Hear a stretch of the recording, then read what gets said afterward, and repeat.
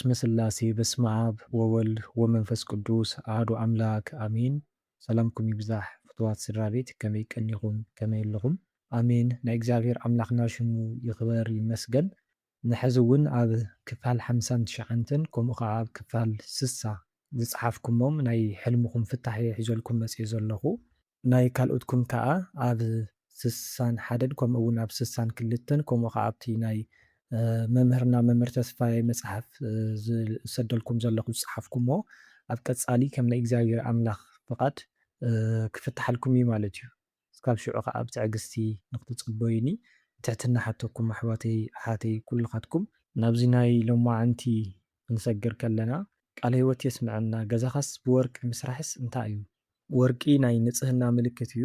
ስለዚ ወይ እውን ናይ ሽልማት እውን ክኸውን ይኽእል ማለት እዩ። እቲ ወርቂ እግዚኣብሔር ኣምላኽ ዝህበካ ውህብቶ ክኸውን ይኽእል ማለት እዩ እሞ ስለዚ እቲ ገዛ ከዓ ሓደ ቤተ እግዚኣብሔር እዩ ወይ ከዓ ናይ ነፍስኻ ቦታ ናይ መጻኢ ናይ ሰማይ ቦታ ማለት እዩ። ስለዚ በቲ ሕጂ ትገብሮ ዘለኻ ምፅዋት ክኸውን ይኽእል፣ በቲ ሕጂ ትገብሮ ዘለኻ ጸሎት ድዩ፣ በቲ ሕጂ ትገብሮ ዘለኻ መንፈሳውነት ድዩ፣ በቲ ሕጂ ትገብሮ ዘለኻ ንእግዚኣብሔር ኣምላኽ ዘሐጉስ ስራሕቲ ጽቡቕ ዝኾነ መዝገብ ወይ ከዓ ገዛ ሰሪሕካ ኣለኻ መዕረፊኻ ረኺብካ ኣለኻ ቦታኻ እዩ ዝጥቅመካ ዘሎ እግዚኣብሔር ማለት እዩ። ንጹህ ዝኾነ ጽባሕ ንጉሆ ናብ ገነት ተዳልያትልካ ከም ዘላ በርትዕ ዓጆኻ እቲ ትገብሮ ዘለኻ ሲ ይቕበሎ እየ ዘለኹ ዓስብኻ ከዓ ጽባሕ ንጉሆ ከፍለካ እዩ ዝብለካ ዘሎ ወይ ዝብለክ ዘሎ ማለት እዩ። ሓደ እዚ እዩ። ብኻልእ ገዛ ሓዳር እዩ። ስለዚ ከም ወርቂ ንጹህ ዝኾነ ከም ወርቂ ክቡር ዝኾነ ብፈተና ሓሊፍኪ እትረኽብዮ ሓዳር ከም ዘሎ ከምቲ ወርቂ ብሓዊ ዝፍተን ንስኹ እውን ብፈተና ልክዕ ከምኡ ዘቃፅል ወይ ከዓ ከቢድ ዝኾነ ፈተና ሓሊፍኪ እትረኽብዮ ክቡር ዝኾነ ሓዳር ከም ዘለኪ ወይ ከም እትረኽቢ ክኸውን ይኽእል። ብኻልእ ገዛ ልቦና እዩ። ስለዚ ፈተና ሓሊፍኪ መሰናኽላት ሓሊፍኪ ወይ ከዓ እቲ መሰናኽል ንኣብነት እቲ ጾም ጸሎት ክኸውን ይኽእል ማለት እዩ። ንሱ ኩሉ ጌርክሲ ንጹህ ዝኾነ ልቦና እግዚኣብሔር ኣምላኽ ከም ዝፈጥረልኪ ወይ ከዓ ከምኡ ዓይነት ትምኒት እንድሕር ደኣ ሃልይኪ ትምነይ እንድሕር ደኣ ኮንኪ እግዚኣብሔር ኣምላኽ ንጹህ ልቦና ከም ዝህበኪ ክቡር ዝኾነ ዘይርከብ ብቐሊሉ ዘይርከብ ካብ ኣምላኽ ዝኾነ ልቦና እግዚኣብሔር ኣምላኽ ከም ዝህበኪ እዩ። ወይ እውን ብተመሳሳሊ ክቡር ዝኾነ ንጹህ ዝኾነ ስድራ ቤት ኣምላኽ ከም ዝህበኪ ስድራኺ ከምኡ ከም ዝገብረልኪ ወይ ስድራኺ ቤተሰብኪ ከም ዘንጽሓልኪ ክቡራት ከም ዘግብሮም እቲ ብሓጢኣት ጎዲፉ ዘሎ ሽሞም ወይ ከዓ ነፍሶም ጎዲፋ ዘላ ረሲሓ ዘላ ነፍሶም ንሱሲ ከም ዘንጽሓልኪ ከም ዝቕይረልኪ ከም ዝልውጠልኪ እግዚኣብሔር ኣምላኽ እቲ ስድራ ቤትኪ ኩሉ ንጹህ ከም ዝገብሮም ከም ወርቂ ክቡራት ከም ዝገብረኩም ክኸውን እውን ይኽእል ማለት እዩ። ግን እዚ በቲ ንስኺ ትገብርዮ ዘለኺ መንፈሳውነት በቲ ንስኺ ትገብርዮ ዘለኹ ጸሎት በቲ ንስኺ ንኣምላኽ ተሓትዮ ዘለኺ በቲ ንስኺ ትሕዝዮ ዘለኺ ስዋይ በቲ ንስኺ ትገብርዮ ዘለኺ መንፈሳውነትን ጽቡቕ ዝኾነ ሰናይ ዝኾነ ስራሕትን ማለት እዩ። ስለዚ እቲ ትገብርዮ ዘለኽስ ቀጽልሉ ይቕበለኪ እየ ዘለኹ የስተኻኽለልኪ እየ ዘለኹ ንስኺ ንኣብነት ናይ ሕጂ ለሚንክኒ ክትኮን ትኽእል ኣነ ግን ናይ መጻኢ እየ ዝገብረልኪ ዘለኹ ናይ መጻኢ ትልምታት እየ ዝትልመልኪ ዘለኹ እዩ ዝብለኪ ዘሎ እግዚኣብሔር ኣምላኽ እሞ እግዚኣብሔር ኣምላኽ የጽንዕኺ የፈጽምኪ። ብሕልምስ ሓሰማስ እንታይ እያ? ካብ ገዛናሲ ትወፅእ ሓደ ርኩስ መንፈስ እዩ። ካብቲ ገዛኹም ርኩስ መንፈስ ይወፅእ ከም ዘሎ ክኸውን ይኽእል። ምናልባት እትገብርዎ ዝነበርኩም ባዕድ ኣምልኾ እንድሕር ደኣ ሃልዩ ኣብ ስድራ ቤት ማለት እዩ ንሱ ጓሓፍዎ ኣውፅእዎ ክኸውን ይኽእል ማለት እዩ። ብኻልእ ከዓ ንዕኡ እንድሕር ደኣ ኣቋሪፅኩም እቲ መንፈስ ተውፅዎ ከም ዘለኹም እቲ ርኩስ መንፈስ ካብቲ ስድራ ቤትኩም ካብ ገዛኹም ይወፅእ ከም ዘሎ ክኸውን ይኽእል ማለት እዩ። ብኻልእ ካብ ንስኺ ካብ በዓልኪ ርኩስ መንፈስ ይወፅእ ከም ዘሎ ተዳኽምዮ ከም ዘለኺ ተውፅዮ ከም ዘለኺ በቲ ትገብርዮ ዘለኺ ጸሎት ክኸውን ይኽእል ስግደት ክኸውን ይኽእል በቲ መንፈሳውነትኪ ማለት እዩ። ወይ ከዓ ንኽወፃልኪ ጸሎት ግበሪ እውን ክኸውን ይኽእል ማለት እዩ።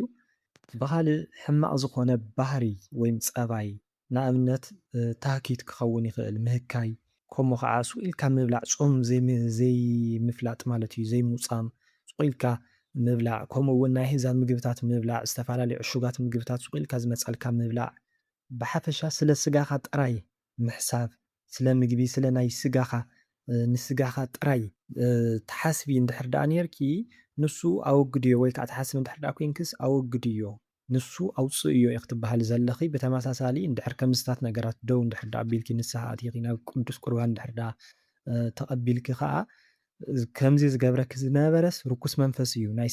ናይ ስጋዊ ሓሳብ ብስጋዊ ሓሳብ ዘሕስበኪ ዝነበረ ርኩስ መንፈስ እዩ። ምናልባት ፀሎት ንኽትገብሪ ዘደቅሰኪ ንስሓ ክትኣቲ መንፈሳዊ ስራሕቲ ንኽትሰርሒ ዝፈታተነኪ ወይ ከዓ ዘህክየኪ ታኪት ዘምፀልኪ ድቃስ ድቃስ ዘብለኪ ወይ ዱካክ ዝሰደልኪ ዝነበረስ ርኩስ መንፈስ ይወፃልኪ ኣሎ። ስለዚ በርትዒ ክኸውን እውን ይኽእል ማለት እዩ። ብተመሳሳሊ ንስሓ ኣትይኺ መሊስኪ ናብ ሓጢኣት ትወድቅሉ ዝነበርኪ ወይ ከዓ ከምቲ ሓሰማ ማለት እዩ ተሓፂባ ናብ ጭቃ ከም ዝኾነት ንስኺ ከዓ ተነሲኺ መሊስኪ ናብ ሓጢኣት ዘውድቐኪ ዝነበረ ርኩስ መንፈስ እዩ እሞ ዝፈታተነኪ ዝነበረ ብዝሙት ድዩ ብካሊእ ነገራት ዝፈታተነኪ ዝነበረ ርኩስ መንፈስ እዩ እሞ ንሱስ እዩ ዝወፃልኪ ዘሎ እግዚኣብሔር ኣምላኽ ዘውፃልኪ ዘሎ ማለት እዩ። ብተመሳሳሊ ንኽወፃልኪ ፀሎት ግበሪ፣ በርትዒ፣ ኣጆኺ፣ ኣይትስነፊ፣ ሰነፍ ኣይትኹን ኢኹ ትበሃል ዘለኺ ማለት እዩ። ብስባፅ እንቋቑሖ ምስታይስ እንታይ እዩ? እዚ ከምቲ ናትኪ ናይ ናብራ ወይ ከዓ ሂወትኪ እዩ ዝፍታሕ ማለት እዩ። ሓደ እንታይ ክኸውን ይኽእል እንቋቑሖ ብፅቡቕ ይፍታሕ እዩ። ስለዚ ዝሕመኪ ዝነበረ ነገራት ንሱ እዩ ዝውገደልኪ ዘሎ መድሓኒት እዩ ወይ ናይቲ ዝጨነቐኪ ነገራት ናቱ መፍትሒ እዩ እግዚኣብሔር ኣምላኽ ዝህበኪ ዘሎ ኣብ ፀሎት ዝተወሰንኪ በርትዕቲ ሰብ ንፍዕቲ ሰብ እንድሕር ዳ ኮንኪ ማለት እዩ። ካልኣይ ብምግቢ ዝኣተወ መተት ከም ዘሎ እዩ። ካብ ዙርያኹ ዘሎ ሰባት ድዩ እንዳ ምግቢ ቤት ከይድኪ ምግቢ ኣዚዝኪ እንዳበላዕኺ ዝኣተወ ድዩ ናይ ዕዳጋ መንፈስ ዝበሃል ኣብ ብዙሓት ንግዲ ትካላት ዝርከብ ማለት እዩ። ወይም ዝገብርዎ ንዕዳጋ ክመፀና ሰብ መስሓብ እናበሉ ዝገብርዎ ማለት እዩ። ብከምኡ መልክዕ ዝኣተወ ድዩ ብቻ ዝኾነ መተት ከም ዘሎ ክኸውን ይኽእል ማለት እዩ። ሳልሳይ ንስኺ በዓልኪ ብልቦናኺ ክኸውን ይኽእል፣ ብሓሳብኪ ክኸውን ይኽእል፣ ብተግባር እውን ከምኡ ጌርኪ እንድሕር ዳ ነርኪ ማለት እዩ። ዝኾነ መፍትሒ ክረክብ ኢልኪ ዓይኒ ጥላ ክውገደለ ኢልኪ ድዩ ዝኾነ ናይ ስራሕ ዕድል ክኽፈተለ ኢልኪ ድዩ ናብ ደፋትር ጠንቆልቲ ንኸይትኸዲ ተጠንቀቂ። ከይድኪ እንድሕር ዳ ኮንኪ ከዓ ንስሓ እተዊ። ንዓኺ ንባዕልኪ ጥራይ ዘይኮነ ውላድ እንድሕር ሃልይኪ ንደቅኺ ኢልኪ እውን ክኸውን ይኽእል፣ ንቤተሰብ ኢልኪ እውን ክኸውን ይኽእል ማለት እዩ። ወይ ከዓ ናብ ከምኡታት ሰባት ደፋፊእኺ ከይትኾኒ ማለት እዩ። ኣብ ከምኡታት ተሳቲፍኪ ከይትኾኒ ንስሓ እተው እዩ። ከምኡታት እንተሓሲብኪ ኣብ ሓሳባት ዝመፃልኪ እንድሕር ዳ ኮይኑ ከዓ ግደፍ እየ ክትበሃል ዘለኺ ማለት እዩ። ወይም ናብ ከምኡ ሰብ ንኸይመርሓኪ ተጠንቀቂ። መፍትሒ ንምድላይ ኢልክስ ናብ ከምኡታት ከይትኸዲ እውን ክኸውን ይኽእል። ብካልእ ከዓ እትሰምዕዮ ሕማቕ ዝኾነ ዜና ከም ዘሎ ወይም ወረ ከም ዘሎ እውን ክኸውን ይኽእል ማለት እዩ። ብሕልመይሲ ወዲ 11 ዓመት ወደይ ጠፊኡስ ኣብ መንገዲ እንዳተጓዓዝኩስ ይርኢ። እቲ ወድኺ ዝጠፍኣኪ ዘሎ ቀዳማይ ካብ ጭንቀት ስለ ወድኺ ኣዝኺ ስለ እትጭነቂ እትሓስቢ ከምቲ ናይ ኣዶ ሓቂ የለ ከምኡታት ክኸውን ይኽእል ማለት እዩ። ሓደ ካብ ጭንቀትኪ ዝተበገሰ ክኸውን ይኽእል እቲ ሕልሚ ማለት እዩ። ርኩስ መንፈስ ከዓ ከጨንቐኪ ኮነ ኢሉ ዘርእየኪ ዘሎ ሕልሚ እውን ክኸውን ይኽእል ማለት እዩ። ብካልእ እንታይ ክኸውን ይኽእል እቲ ወድኺ ናብ ሓቂ ይጠፍእ ከም ዘሎ ክኸውን ይኽእል ማለት እዩ። ወዲ 11 ዓመት ኢልክዮ ኣለኺ ዘይኮነ ነገራት ኣጉል ዝኾኑ ነገራት ናይ ዝሙት ክኸውን ይኽእል ማለት እዩ። ናይ ዝሙት ፊልሚ ብምርኣይ ድዩ ዘይኮኑ ነገራት ብሓፂሩ ከምዚ ኢልካ ክትዛረቦም ዘይትኽእል ነገራት ይጅምር ከም ዘሎ ከይኸውን ሓደ ወይ ከዓ ናብ ሱስ ይኣቱ ከም ዘሎ ወይ እውን ንኸይኣቱ ብሕጂኺ ገና ቆልዓ ብርሕሱ እዚ ቆርበት ብርሕሱ ቆልዓ ብንእሱ ከምቲ ዝበሃል ብሕጂ ናብ እግዚኣብሔር ኣምላኽ ወይም ናብቲ መንፈሳውነት መስመር ኣፀግዕ እየ ክትበሃል ዘለኺ ማለት እዩ። ቅዱስ ቁርባን ኣቐብል እዮ፣ ፀበል ኣጥምቕ እዮ፣ ኣለበለዚያ ግን ፅባሕ ንግሆ ክጠፍኣኪ እዩ፣ ካብ ኢድኺ ክወፃኪ እዩ፣ ስርዓት ዘይብሉ ሰብ ክኸውን እዩ እዩ ብነፍሱስ ክመውት እዩ፣ ናብ ሓጢኣት ክኣቱ እዩ። ብካልእ እቲ ወድኺ ሕማም ምናልባት እንድሕር ዳ ሃልይዎ ዝሕሞ ነገራት ማለት እዩ ወይ ከዓ እንድሕር ዳ ዘይብሉ ፀሎት ገበሩሉ ብሓፂሩ ሕማቕ ሕልሚ እዩ ማለት እዩ። ኣምላከ ቅዱስ ጊዮርጊስ ሕልመይ ቀይረለይ ኢልኪ ንቅዱስ ጊዮርጊስ ፀሎት ግበሪ ወይ ከዓ ኣማልደለይ ምሕረት ኣውርደለይ ሕልመይ ቀይረለይ ኢልኪ ንቅዱስ ጊዮርጊስ ኣዘራርብ እዮ። ሓደ ቤተሰብና ዝሞተ ኣሎሲ ኣብ ሕልሚ ለይተይስ ሃሪምኒ እንታይ ማለት እዩ? ዝሞተ ሰብ ክሃርመካ ከሎ ፅቡቕ ኣይኮነን። ሓደ ብቀጥታ እውን ይፍታሕ እዩ፣ ምስ ሞት እውን ብሞት እውን ክፍታሕ ይኽእል ማለት እዩ። ካልኣይ ሕማም እዩ፣ ከቢድ ዝኾነ ሕማም ከም ዝመፀካ ክኸውን ይኽእል ማለት እዩ። ወይ ከዓ ሳልሳይ እንታይ ክኸውን ይኽእል ካብቲ ዝሞተ ሰብ ዝመፀ ርኩስ መንፈስ እዩ ዝፈታተነካ ዘሎ ማለት እዩ። ምናልባት እቲ ዝሞተ ሰብ ብሕማቕ ኣመባብታ ዓርሱ ጥፍኡ ድዩ ወይም ብካሊእ ካሊእ ነገራት ሞይቱ እንድሕር ደኣ ኮይኑ ንዓኻ እውን ብከምኡታት ይፈታተነካ ከም ዘሎ ወይም ከምኡ ክገብረካ ዓርስኻ ንክተጥፍእ ሓሲቡ ከም ዘሎ ይፈታተነካ ከም ዘሎ ስለዚ ክትጥንቀቂ ወይ ከዓ ክትጥንቀቕ ከም ዘለካ ብተመሳሳሊ ካብቲ ዝሞተ ሰብ ዝመፀ መንፈስ ኮይኑ ብዝተፈላለየ ነገር ንዓኻ እውን ይፈታተነካ ከም ዘሎ ማለት እዩ። ምናልባት እቲ ዝሞተ ሰብ ዝሙተኛ እንድሕር ደኣ ነይሩ ንዓኻ እውን ናብ ዝሙት ክመርሓካ ዝደለየ መንፈስ ኣሎ ማለት እዩ። ብኻሊእ እንታይ ክኸውን ይኽእል ከከም ሕልሙ ስለ ዝፈላለ ከከም ዘለካ ናብራ ሂወት ማለት እዩ። ነቲ ዝሞተ ሰብ ኣቐይምክዮ ወይም ኣቐይምካዮ እንድሕር ደኣ ነርካ ዝሃበካ ሓደራ እንድሕር ደኣ ዘይተዋፃእካ እንተኮይንካ ዝሃበካ ወይም ገዲፍ ኢልካ ዝኸደ ቃል እንድሕር ደኣ ኣዕቢርካ ወይም እንድሕር ደኣ ዘይፈፀምካ ንሱ እዩ ዝዋቐሰካ ዘሎ ነፍሱ እያ ትዋቐሰካ ዘላ ማለት እዩ። እግዚኣብሔር ኣምላኽ እውን ፈፅም እዩ ዝብለኪ ዘሎ እታ ዝሃብኩኺ ፈፅም እያ ኣለበለዚያ ቅፅዓት ከም ዘለኪ ብነፍስኺ ትቅፅዒ ከም ዝኾንኪ ትሕተቲ ከም ዝኾንኪ ወይም ተሓታቲ ከም ዝኾንካ እዩ። ግድማ ግድሚ ናኸድናሲ ሳዕሪ ናዓፀድናስ ሓዲርና እንታይ ይኸውን? እቲ ግድማ ግድሚ ምኻድ እዚ እውን ብዙሕ ፍታሕ ክህልዎ ይኽእል እዩ እቲ ሳዕሪ ምዕፃድ ማለት እዩ። ኮይኑ ግን በቲ ናትካ ዝረኣኻዮ መሰረት ክፍታሐልካ ከሎ እቲ ሕልምኻ ማለት እዩ ነቲ ሕጂ ዘለኻዮ ከቢድ ዝኾነ ፈተና ዝተመልኦ ሂወት ንዕኡ ሰጊርካሲ ወይ ከዓ ኣብቲ ትገብሮ ዘለኻ ፃዕሪ ኣብቲ ትገብሮ ትለፍዖ ዘለኻ ልፍዓት ከም ናይ እግዚኣብሔር ኣምላኽ ፈቓድ ወይም ብናይ እግዚኣብሔር ኣምላኽ ፍቓድ እትረኽቦ ዝኾነ ሃንደበታዊ ዝኾነ ሃፍቲ ከም ዝመፀካ በረኸት ከም ዝመፀካ እዩ። ምናልባት ሎቶሪ ክኸውን ይኽእል፣ ምናልባት ውርሲ ክኸውን ይኽእል፣ ወይ ከዓ ናይ ስራሕ መንገዲ ምፍላጥ ክኸውን ይኽእል። ኮታስ ዝኾነ ሃንደበታዊ ዝኾነ ዝመፀልካ በረኸት ሃፍቲ ከም ዘሎ እዩ። ፀሃያይ ምፅሃይሲ እንታይ እዩ?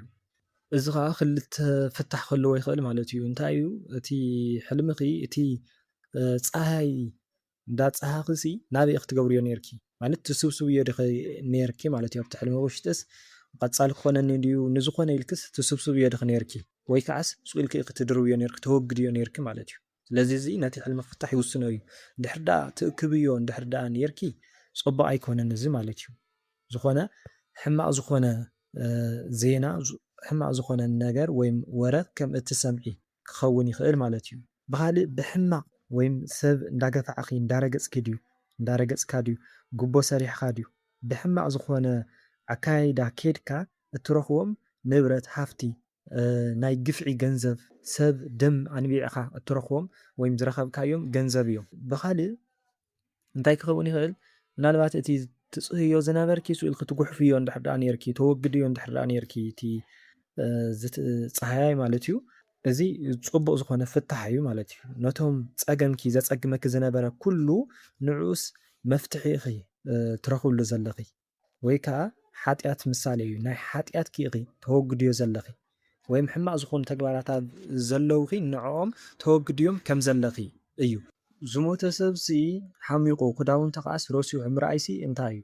እቲ ሰብሲ ኣብ ፅቡቕ ከም ዘየለ እዩ ማለት ኣብ ሕማቕ ቦታ ኣብ ሲኦል ከም ዘሎ ጥዒምዎ ከም ዘየሎ ፀቢቖ ከም ዘየሎ ብምንታይ በቲ ኣብ ምድሪ እንከሎ ዝፈፀሞ ሓጢኣት ማለት እዩ። ስለዚ ሓደ ፀሎት ግበርሉ ብሽሙ ጌርኪ ንነዳያን ምፅዋት ግበሪ ኣብ ቅዳሴ ፍትሓት ንክፍፀመሉ ፍትሓት ግበርሉ ከምኡ እውን ዝከኣለኪ እንድሕር ደኣ ኮይኑ ማለት እዩ እቲ እንታይ እዩ ዝበሃል ተስካር ክትገብርሉ ከም ዘለኪ ኣብ ፀሎትኪ ኩሉ ሻዕ ክትዝክርዮ ዘክርኒ እያ ትብለኪ ዘላ እታ ነፍሲ ማለት እዩ እና ኣብ ፀሎትኪ ከዓ ኩሉ ሻዕ ክትዝክርዮ ከም ዘለኪ ሽም ክርስትንኡ ኣብ ኢድኪ ፅሒፍኪ ዋላ እውን ዓለማዊ ሽሙ እንድሕር ደኣ ዘይትፈልጥዮ ስመ ክርስትንኡ ማለት እዩ ፅሒፍኪ ክትሰግዲ ንኣቡነ እስትንፋሰ ክርስቶስ መሓርዎ ኢልኪ ካብታ ሕማቕ ዘለዋ ቦታ ውፅኢኹም ናብቲ ፅቡቕ ዝኾነ ቦታ ኣእትውዎ ኢልኪ ፀሎት ክትገብርሉ ወይም ንኣቡነ እስትንፋሰ ክርስቶስ መልክኦም ዕለት 9 እዮም ዝውዕሉ ስለዚ መልክኦም ብምብፃሕ ድዩ ገድሎም ብምፅላይ ድዩ እቲ ዝክሮም ብምግባር ድዩ ሽምዓ ብምብራህ ድዩ ብሽሙ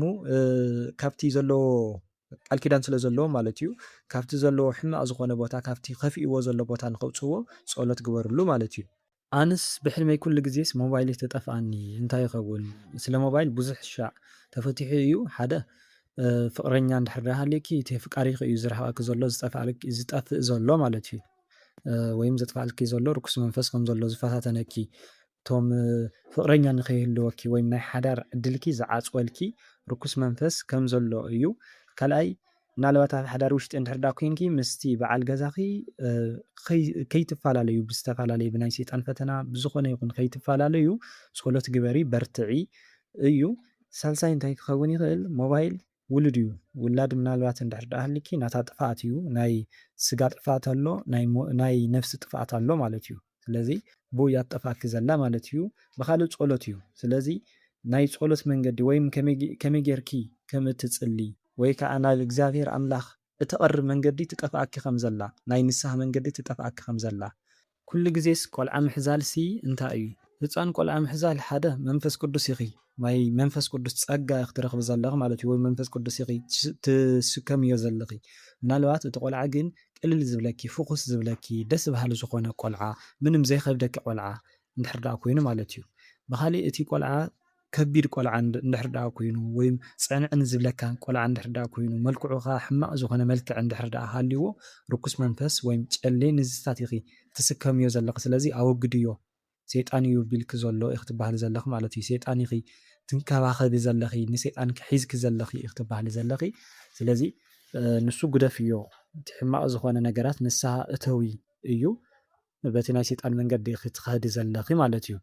ብኻልእ ከም ህፃን ክትንከባኸብዮ ዘለኪ ባህርያት ከም ዘሎ ክኸውን ይኽእል ማለት እዩ። ምናልባት ተናዳዲት ቀልጢፍኪ ትሓርቂ ትናደዲ ቀልጢፍኪ ትባሳጨይ ከምዝታት ከምዚ ዝኾኑ ሕማቕ ባህርያት ምናልባት እንድሕር ዳ ሃልይኪ ወይም ፀባያት እንድሕር ዳ ሃልይኪ ንዚኣቶም ኣወግድዮም ኢኺ ትበሃሊ ዘለኺ ማለት እዩ። ልክዕ ከምቲ ቆልዓ ንንከባኸቦ ነቲ ባህርያ ነቲ ፀባይኺ እውን ተከባኸብዮ ስለ ፀባይኺ ተጨነቂ ወይም ንዕኦም ከወግድ ኣለኒ ኢልኪ ቆሪፅኪ ቁርፂ ዝኾነ ውሳነ ወስኒ ወይም ንዕኦም ኣወግድዮም እዩ። ገበልስ ኢደይ ነኽሰኒ ኢደይ እሞ መሊሰስ ቀቲለዮ እና መርዚስ ከይቀተለኒ ኢለስ ኢደይ ኣስሮ እሞ ንዑ ውሰዱኒ ሕክምና ይብሎም። እቲ ገበል ዝነኽሰካ ዘሎ ሓደ ናይ ዛር መንፈስ እዩ።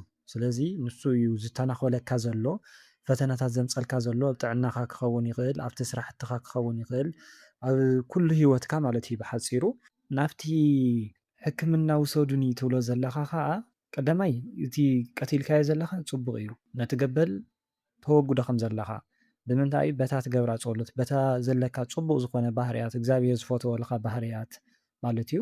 ስለዚ ነቲ ገበል ነቲ መንፈስ ኢኻ ተብሎ ዘለኻ ማለት እዩ። ካብ ወለድኻ ዝመፅእ ካብ ኣዴኻ ድዩ ቦቦኻ ድዩ ዝመፅእ ካብ ዓሌትኩም ዝመፅእ ዝግበር ዝነበረ ቀደም ዋላ ሕጂ እውን ክኸውን ይኽእል ነቲ መንፈስ ንሱ ኢኻ ተወግዶ ዘለኻ ትቃለሶ ከም ዘለኻ ማለት እዩ። በቲ ጸሎትካ በቲ ዘለካ ርህራሄ በቲ ለዋህ እንተኾንካ እውን ብኡ ማለት እዩ። ኮይኑ ግን ዋላ ንዕኡ እንተሰዓርካዮ ናቱ መርዚ ምናልባት እውን ናቱ ሰራዊት ንሱ ግን ይፋታተነካ ከም ዘሎ መሊኡ ካባኻ ከም ዘይረሓቐ እዩ ማለት እዩ እቲ ርኩስ መንፈስ። ስለዚ እንታይ ኢኻ ትገብር ዘለካ እንታይ ኢኻ ትብል ዘለኻ ናብቲ ሕክምና ውሰዱኒ ትብሎም ዘለኻ ናብ ቤተክርስትያን ናብ ፀበል ቦታ ውሰዱኒ ኢኻ ትብል ዘለኻ ማለት እዩ። እና እንታይ እዩ ዘመልክት እዚ ከዓ ናይ ሰብ ሓገዝ ከም ዘድልየካ ክኸውን ይኽእል ማለት እዩ። ምናልባት ብመንፈሳዊ ካባኻ ብርትዕ ዝበሉ ጎበዛት ንፉዓት ዝኾኑ ኣሕዋት ኣሓት ናቶም ጸሎት ከም ዘድልየካ ናይ ኣቦታት ጸሎት ከም ዘድልየካ እዩ ሓደ እዚ እዩ። ካልኣይ ከዓ ንቅዱሳን ኣዛረቦም ሓግዙኒ በሎም ንቅዱሳን መላእክት ሓግዘኒ ንትፈትዎ መልኣክ ወይም ታቦት ሓግዘኒ በሎ ንቅዱስ ሚካኤል ክኸውን ይኽእል ንቅዱስ ገብርኤል ክኸውን ይኽእል በጃኻ ሓግዘኒ ኢልካሲ ሕቶቶ ለምኖ ኢኻ ትበሃል ዘለኻ ማለት እዩ። በዓል ቤተሲ ቃል ኪዳን ውፅእዋ ይኸይድ ነይሩሲ ኣነ ከዓስ ግበራ ንምንታይ ኢኻ ተውፃ ዘለኻ ኢለዮሲ ኣሲርዋ ቀኒዩስ ድሓር ግንስ ቃል ኪዳኒስ ጠፊኣ ኢልኒ ኣነ ግንስ ብሕልመይስ ኣብ ኢዱ ኣሲርዋስ ርእዮ እዝስ እንታይ ይኸውን? እቲ ቃል ኪዳን ምጥፋእ ማለት ሓዳር እዩ። ሓዳር ምፍራስ እዩ። ፅባቅ ኣይኮነን። ውላድ እንድሕር ዳ ሃሊካ ከዓ ናይ ውልድካ ምጥፋእ እዩ ወይ ሞት ክኸውን ይኽእል ብስጋ ብነፍሲ እውን ክኸውን ይኽእል ማለት እዩ እና ብፅቡቅ ኣይፍታሕን ማለት እዩ። ስለዚ በቲ ናትኪ ምናልባት ምስቲ በቲ ሓዳር እዩ ናትኪ ዝኸይድ ማለት እዩ። ስለዚ ሓደ እቲ በዓል ገዛኺ እቲ ዝኣተኹሞ ወይም እቲ ቃል ኪዳኑ ኣፍሪስዎ ከም ዘሎ እቲ መሓልኡ ኣፍሪሱ ከም ዘሎ ኣብ እምነቱ ከም ዘይፀንዐ እዩ ዘመልክት ዘሎ ማለት እዩ። ምናልባት ንስኺ ትርእያ ዘለኺ ንስኺ ኣብ ፀኒዕኺ ኢኺ ዘለኺ ኣብ ቃል ኪዳንኪ እትርከቢ ወይም ዘለኺ ማለት እዩ። ንስ ግን ሸተት ይብሉ ከም ዘሎ ካብቲ እቲ ቃሉስ ኣዕቢሩ ከም ዘሎ ቃል ኪዳኑ የፍርስ ከም ዘሎ ወይ እውን ንኸየፍርስ ጸሎት ክትገብሩሉ ንእግዚኣብሔር ኣምላኽ እቲ ሓዳረይ በጃኻ ሓልወለይ ኢልኪ ንወላዲተ ኣምላኽ ክትሓቲ ከም ዘለኪ እዩ። ብኻልእ እንታይ የመልክት ዋላ እውን ቀለበት እንተገበረ ብልቡ ግን ብፍቕሪ ካባኺ ከም ዝረሓቐ ልቡ ምስ ካሊእ ከም ዝኾነ ዋላ እውን ሓዳር ምሳኺ ናብ ገዛኺ እንተመፀ ምሳኺ እቲ ዝግበር ኣብ ሓዳር ዝግበር ነገራት እንተገበረ ኩሉ ናብራ እንተማልአ ግን ብልቢ ምሳኺ ከም ዘየለ እዩ። ስለዚ ሓዳርኪ ንኽትምልስ እዮ እግዚኣብሔር ኣምላኽ እዩ ዝሕብረኪ ዘሎ እሞ ክትበርትዒ ከም ዘለኪ ንወላዲተ ኣምላኽ ክትሓትያ ክትበኪ ከም ዘለኪ ሓዳርኪ መታ ንኸይፈርስ ማለት እዩ። ብሕልምስ ኣፍቃሪየ ይመስለኒ ሓዚለዮስ ኣነ ሕፅር ዝበለ ክዳን ገይረ ይመስለኒ ንሱ ግንሲ ጥራሕ ነብሱ ጥራሕ እግሩስ ሒዘዮ ይሃድም ኣወዳት የጓይዎ እሞ ኣነ ሓዚለዮ ይሃድም ደኺመ ውረድ ይብሎ እሞ ጥራሐይ ከመይ ገይረ ክጎይ ይብለኒ። እዝስ እንታይ እዩ? እቲ ሓፂር ክዳን ጌርኪ ዘለኺ ሓደ ንስኺ ንዕኡ ከምዘይትግብእ እዮ ማለት ክፍልኺ ከምዘይኮነ ማለት እቲ ሓዳርኩም ትርክብኩምሲ ልክዕ ከምዘይኮነ ወይም ንመፃኢ እውን ብሓንሳብ ከምዘይትኾኑ እዩ እግዚኣብሔር ኣምላኽ ዘመልክተኪ ዘሎ ማለት እዩ። ወይም ፅቡቕ ከምዘይመፅእ ዋላ እውን ናይ እግዚኣብሔር ኣምላኽ ዘርእየኪ ስኢልኪ ክቕፅለ እየ ትብሊ እንተኾንክ እውን ፅቡቕ ከምዘይመፅእ ክፍልኺ ከምዘይኮነ እዩ ዝሕብረኪ ዘሎ። እቲ ሓዚልክዮ ትሃድሚ ዘለኺ ትኸዲ ዘለኺ ከዓ ሓደ እቲ ገበና ናቱ ትሽፍንሉ ከም ዘለኺ ካልኣይ ካብ ብዙሕ ነገራታት ሕማቕ ዝኾኑ ነገራት ማለት እዩ ትከላኸልሉ ትሕልው እዮ ከም ዝኾንኪ እዩ። ንሱ ጥራይ ዝዋኑ ምዃኑ ከዓ ሓደ ካብ ፀጋ ኣምላኽ ከም ዝረሓቐ ኣብ ሓጢኣት ከም ዝወደቐ ብዝሙት ብካሊእ ነገራት ተጨማሊቑ ከም ዘሎ ኣብ ርክሰት ከም ዘሎ ፀጋ እግዚኣብሔር ኣምላኽ ካብ ልዕሊኡ ከም ዝተፈለየ ወይም ምስኡ ከም ዘየለ እዩ። ስለዚ ካብ እግዚኣብሔር ኣምላኽ ክትርሕቕ ከለኻ ኣብ ሓጢኣት ክትወድቕ ከለኻ ኣብ ርክሰት ክትኸውን ከለኻ ከዓ መን ይመፀካ ማለት እዩ ፀላኢ ሰናያት ወይም ንፀላኢ ዝተጋለፅካ ትኸውን ማለት እዩ እሞ እዞም ዘጓይዎ ዘለው ፀለእቲ እዮም እና ንስኺ ከዓ ደኺምኪ ከም ዘሎ ማለት እዩ ናይቱ ገበና ንክትሽፍኒ ሓደ ነገር ክትሽፍንሉ ከለኺ ብካሊእ ከም ዝመፀኪ ዝኾነ ንሰብ እውን ክትሽፍንሉ ከለኺ ካሊእ ነገራት ከም ዝመፀኪ ሰበቡ ብዙሕ ከም ዝኾነ እዩ ዘርኢ እቲ ድኻም ትብልዮ ዘለኹ እሞ ከኣኽለኪ ከም ዘለዎ ከቢድኪ ከም ዘሎ እቲ ብኡ ዝመፅእ ዘሎ ፈተናታት ብኡ ዝመፅእ ዘሎ ሕማቕ ዝኾኑ ነገራት ከቢድኪ ካብ ዓቕምኺ ንላዕሊ ኮይኑ ከም ዘሎ እዩ። ንሱ እውን ሂወቱ ንክቕይር ድልው ከም ዘይኮነ ከመይ ገይረ ኢሉ ኣብ ናትኪ ወይም ኣባኺ እዩ ተፀጊዑ ዘሎ እምበር ከምዘይሰርሕ ከምዘይ ፅቡቕ ዝኾነ ሓሳብ ከምዘይገብር ዓርሰ ተበገሰነት ወይም ዓርሰ እምነት ከምዘይብሉ እዩ። ስለዚ ንሰባት ከዓ ክሳብ መጨረሻ ሓዚልናዮም ክንኸይድ ኣይንኽእልን ኢና ግድን ናይ ዓርሰ ተበገስነት ክህልወና ክኽእል ኣለዎ ማለት እዩ። ባዕልና እውን ክነስተውዕል ክንሓስብ እዩ ዝግባአና። ስለዚ እግዚኣብሔር ኣምላኽ ይገልፀልኪ ኣሎ ክፍልኺ ከምዘይኮነ እቲ ሰብ ንሱ ከምዘይዋፀኪ ይገልፃልካ ኣሎ። እቲ ውሳነ ግን ናይ ባዕልኪ እዩ። ነፃ ፍቓድ ኣለና ኩላትና ማለት እዩ እሞ ነፃ ፍቓድኪ ተጠቒምኪ ናይ ባዕልኪ ውሳነ ወስኒ። ኣብ ስደት እየ ዘለኹ ምስ ሓንቲ መሓዛይሲ ናብ ሓደ በረኻ ንኸይድ እሞ እቲ በረኻስ ጎቦ ኮይኑስ ይስምዓኒ ወሪድና ወዲእናዮሲ ዕንፀይቲ ኣሪና ምስ ወዳእናስ ክንምለስ እንዳበልናሲ እታ መሓዛይሲ ንድሕሪት ክትምለሲ እዩ ኢኺ ትብለኒ ኣነ ከዓስ እዚ ኩሉ ወሪደዮሲ ከም ብሓድሽ ክወርድ ይብላ እንታይ ይኸውን? እቲ ጎቦ ሓሊፍክን ዕንፀይቲ ትረኽቦ ዘለኽን ብዙሕ ዝኾነ መሰናክላት ብዙሕ ዝኾነ ፈተና ሓሊፍክን እትረኽብኦ እንጀራ በረኸት ሃፍቲ ከም ዘሎ እዩ ብናይ ስጋን ብናይ ነፍስን ማለት እዩ። ወይ ከዓ መንፈሳዊ ሂወት ፅቡቕ ዝኾነ መንፈሳዊ ሂወት እውን ክኸውን ይኽእል ከምኡ እውን ናይ እንጀራ ናይ ስራሕቲ ናይ ናብራ እውን ክኸውን ይኽእል ማለት እዩ። ስለዚ እዚ እዩ እቲ ዕንፀይቲ ተኣሪኦ ዘለኽን ማለት እዩ። ንድሕሪት ንውረድ ወይም ውረዲ ክትወርዲ ኢኺ ትብለኪ ዘላ እታ መሓዛኺ ግን እዚ ፅቡቕ ኣይኮነን ማለት እዩ። ካብቲ ሕጂ ዘለኽዮ ምናልባት ኣብ ፅቡቕ ዝኾነ ናብራ እንድሕር ዳ ሃሊኺ ኣብ ምቹው ዝኾነ ናብራ እንድሕር ዳ ሃሊኺ ወይ ከዓ ብመንፈሳዊ ዓይኒ ኣብ ፅቡቕ ዝኾነ ኩነታት እንድሕር ዳ ሃሊኺ ኣብቲ መንፈሳዊ ሂወትኪ ማለት እዩ ካብኡስ ክትወርዲ ኢኺ እያ ትብለኪ ዘላ ማለት እዩ እታ መሓዛኺ ስለዚ እዚ ከዓ ፅቡቅ ኣይኮነን ማለት እዩ። ምናልባት ሓደ እታ መሓዛኺ እውን ናይ ቅንእ መንፈስ ከም ዘለዋ ኣብቲ ረኺብክዮ ዘለኺ ናብራ ክኸውን ይኽእል ብስጋ ከምኡ እውን ናይ ነፍሲ ዘለኪ ብርትዕ ብኡታት ብዙሕ ቅንኢ ከም ዘለዋ ማለት እዩ ክኸውን ይኽእል ሓደ። ካልኣይ ከዓ ነቲ ምሕዝነት ክንመታ ንኸብል ብኣ ተመሲሉ ርኩስ መንፈስ ከዓ ይፈታተነኪ ከም ዘሎ እውን ክኸውን ይኽእል። ወይ ከዓ ምናልባት እታ መሓዛኺ ብኣ ተመሲላ በታ መሓዛኺ ተመሲላ ኣዴና ቅድስት ድንግል ማርያም ክትኸውን ትኽእል እትፈትውያ ኣደ ወይም ቅድስቲ ክትኸውን ትኽእል እያ ትሕብረኪ ዘላ ማለት እዩ። ወይም እግዚኣብሔር ኣምላኽ በታ መሓዛኺ ኣቢሉ ንድሕሪት ንኸይትወድቂ ንኸይትምለሲ ናብቲ ዝነበርክዮ ናይ ሓጢኣት ዓለም ናብቲ ዝነበርክዮ ዓለማዊ ሂወት ናብቲ ዝነበረኪ ድኽነት ክኸውን ይኽእል ናይ መንፈስ ድኽነት ከምኡ እውን ናይ ስጋ ድኽነት ንኸይትወድቂ ናብኡ ንኸይትምለሲ ተጠንቀቂ መጠንቀቕታ እዩ ዝንገረኪ ዘሎ ማለት እዩ። ምናልባት ፅባሕ ንግሆ ኣብ ፅቡቕ ነገር ክትኮን ከለኺ ብስጋ ብሃፍቲ ፅቡቕ እንጀራ ክትረኽብ ከለኺ ፅቡቕ ዝኾነ ናብራ ክትረኽብ ከለኺ ክኸውን ይኽእል። ፅቡቕ ዝኾነ እግዚኣብሔር ኣምላኽ መንገዲ ከፊትልኪ ፀጋታት ረኺብኺ ክኸውን ይኽእል እሞ ስለዚ ሽዑ ኣብቲ ደረጃ ወይ ኣብቲ ብርኪ ንሱ ምስ በፅሓኺ ንእግዚኣብሔር ኣምላኽ ዝገበረልኪ ውዕለታ ከይትዝንግዒ ከይትርስዒ ከይትወድቂ እግዚኣብሔር ኣምላኽ ከይትርስዒ እውን ክኸውን ይኽእል። ብሓፈሻ ግን እቲ ሕልምኺ ንድሕሪት ንኸይትወድቂ ንኸይትምለሲ ናብቲ ዝነበርክዮ ሕማቕ ዝኾነ ነገራት ንኸይትወርዲ ተጠንቀቂ ክትበሃል ዘለኺ ዋላ እውን ናይ መፃኢ እውን ክኸውን ይኽእል። ምናልባት ሕጂ እውን ኣብ ፅቡቕ ዝኾነ ኩነታት እንድሕር ዳኣ ሃሊኺ ብስጋ ክኸውን ይኽእል ብነፍሲ ካብኡ ንኸይትሕቲ ንኸይትወርዲ ተጠንቀቂ ፀሎት ግበሪ ፅንዒ ክትበሃል ዘለኺ ብዝተፈላለየ ሰብ ኮይኑ እውን ርኩስ መንፈስ ከም ዝፍትነኪ ማለት እዩ። ዋላ እውን ብመሓዛኺ ክኸውን ይኽእል ብስድራ ቤት እውን ክኸውን ይኽእል ማለት እዩ።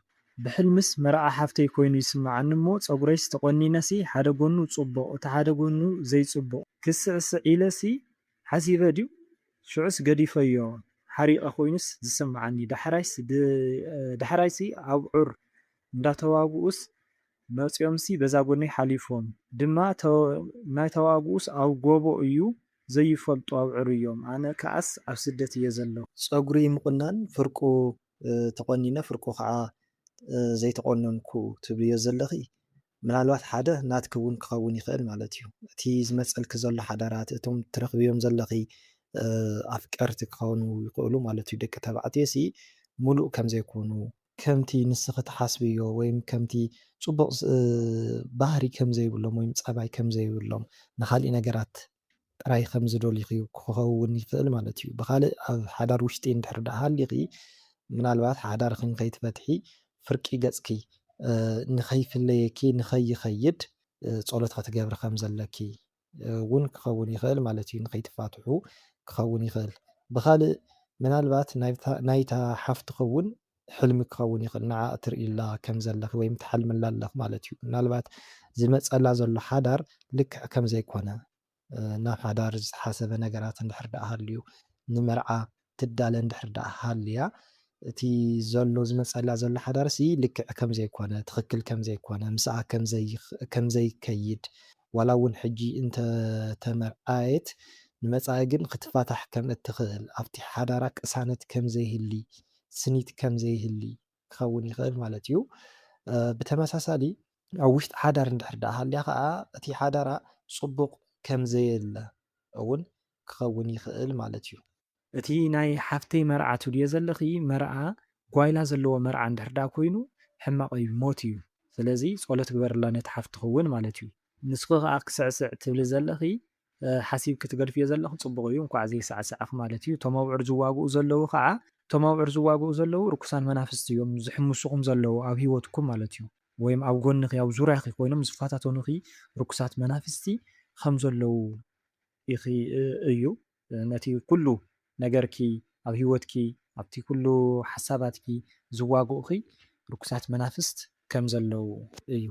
ዘለኽዎ ስዑዲ እዩ። ብሕልመይሲ ኣብ ብዙሕ ሰብ ዘለዎ ቦታ ነይረ ካብኡ ወፅየስ ክኸይድ መሳልል ወሪደስ ናይ ከማና ሓበሻ ድምፂ ባእሲ ወይም ጫዕጫዕታ ድምፅስ ምስ ሰማዕኹሲ ናብ ዝነበርክዎ ቦታስ ክምለስሲ ድሙስ ብቅድሚተይ ፀኒሓስ ከልኪላትኒ ኣብኡ ከዓስ ሓንቲ ሰበይቲ ነይራሲ ኣረ ኣግልስያ ይብላ ካብኡሲ ትገልስ ካልኣይ ሕልመይ እውን ኣብ ዓብይ ገደልሲ ሓያል ድዩ ንፋስን ማይን ዘለዎ ኢደይ ኣብ ጫፍ ሒዘ ሸለል እናበልኩስ ካብኡስ ሓደ ንእሽተይ ቆልዓስ ኣክሊል ገይሩስ መቆምያ ዝሓዘ መፂሲ ኣብኡ ጠጠው ይብል እሞ ብኡ ነቂሐ ድሙ ምሕላፍ ትኸለክ ዘላ ድሙ እንዳባሓጨረትካ እንዳፈራርሐትካ ወይም ብሕማቅ እንድሕር ዳኣ ትረኣየካ እንተኮይና እዚ ርኩስ መንፈስ እዩ ምናልባት ከዓ ካብ ቀረባ ሰብ ዝመፀ መንፈስ ወይም መተት ወይም ድግምቲ ክኸውን ይኽእል ማለት እዩ ብከምኡ ይፍታሕ እዩ ብካልእ ከምቲ ናትኪ እንድሕር ዳኣ ኮይኑ ክትሓልፍ ኢልካ መንገዲ ጥራይ መሕለፊ ትኸለካ እንድሕር ዳኣ ኮይና ወይ እውን ሱቕ ኢላ ዘይትነክሰካ ዘይትብሕጭረካ ኮይና ሱቕ ኢላ መንገዲ መሕለፊ ተስእነካ ወይም ከምዚ ተመለስ ዓይነት ከምኡታት ምልክታት ትህበካ እንድሕር ዳኣ ኮይና ግን ሓደ ናይ ገብረ መንፈስ ቅዱስ ኣገልጋሊ ወይም ገብረ መንፈስ ቅዱስ እዮም ዘዛረብኩ ዘለዉ ማለት እዩ ካልኣይ ናይ እግዚኣብሄር ልእኹተኛ እያ ማለት እዩ መልእኽተኛ እያ እና እንታይ እዩ እቲ ሕልሚ ምናልባት ካብቲ ዘለኽዮ ስደት ወፂኽሲ ናብ ዓድኺ ክትኣትዊ ትምኒት ይህልወኪ ኮይኑ ግን ናይ ናብራ እንጀራ ነገራት ንሱታት የህርፈኪ ወይ ከዓ ንሱስ እንታይ ዝበሃል ይረኣየኪ ማለት እዩ ወይም ናብኡ ሓሳብ ይኮነኪ ማለት እዩ እቲ ናይ እንጀራ ነገራት ሲ ይረኣየኪ ወይም ሓሳብ ይኮነኩ እሞ ናብኡ ከም እትኸዲ እና ብሓፈሻ ናብ ዓድኺ ተመለሲ ናብ ምድሪ ሓበሻ ምፂ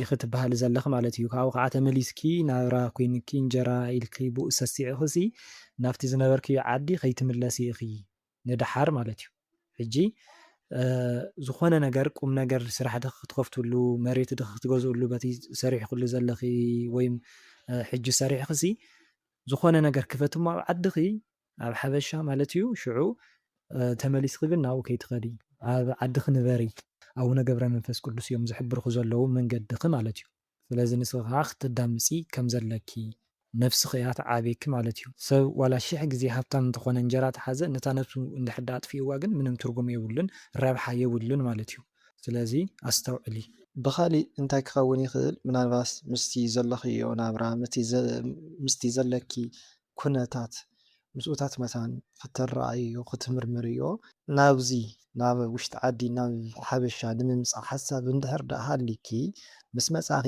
ተመሊስኪ ንኸይትኸዲ ናብቲ ስደት ማለት እዩ ወይም ሃፍቲ ንኸይትረኽቢ ገንዘብ ንኸይትረኽቢ ሰሪሕኺ ንኸይትቕየሪ ንኸይትልወጢ ተባሂሉ ዝኾነ ምናልባት ዝድገመልኪ ነገራት ክህልው ይኽእል እሞ ናይ ምምፃእ ሓሳባት ወይ ከዓ መደባት እንድሕር ዳኣ ሃሊኪ ኣብዚ ቀረባ ግዜታት ማለት እዩ ወይም ግዜ ቅድም ቀዳድም ንማንም ሰብ ክትዛረቢ ከም ዘይብልኪ ሽዑ ከዓ ቀልጢፍኪ መንፈሳዊ ዝኾነ ስጉምትታት ክትወስዲ ከም ዘለኪ ፀበል ክትጥመቂ መፂኺ ቀጥታ ናብ ፀበል ክትኣትዊ ከም ዘለኪ ፀበል ክትጥመቂ ከም ዘለኪ ናይ መንፈሳዊ ዝኾኑ ስራሕቲ ፈለማ ክትሰርሕ ከም ዘለኪ እሞ ሽዑ ናብ ስድራ ቤትኪ ክትኸዲ ከም ዘለኪ እዩ እግዚኣብሔር ኣምላኽ ዝሕብረኪ ዘሎ እውን ክኸውን ይኽእል ማለት እዩ ካብ ክልቲኡ ብሓዲኡ እዩ ዝፍታሕ እሞ ምስቲ ዘለኪ ኩነታት ኢኺ ክተብልዮ ትኽእል ከተረኣዮን ከተመሳስልዮን ዘለኪ እምበኣር ፍትዋት ንሎሚ ሒዘልኩም መፅአ ዝነበርኩ ናይቶም ሕልምኩም ፍታሕ እቶም ክትሰምዕዎም ዝነበርኩም እዮም ምናልባት ካብዚ ንላዕሊ ክንውስኸሉ ነርና ኢና ግን ስለ ዝነውሕ እዩ እሞ ንሕጂ በዚ ክነብቅዕ ንቐፃሊ ንተኸታታሊ መዓልትታት እቶም ፅሒፍኩሞም ዘለኹም ኦልሬዲ ተፃሒፎም ዘለዉ ናይ ሕልምኩም ፍታሕ እንዳፈትሕናዮም ክንመፅእ ኢና ክሳብ ሽዑ ከዓ ብትዕግስቲ ንክትፅበዩ ኢና ብትሕትና ንሓትት ስለ ዝነበረና ሰዓት ናይ እግዚኣብሔር ኣምላኽና ሽሙ ይኽበር ይመስገን ወስብሐት ለእግዚአብሔር ሶርያ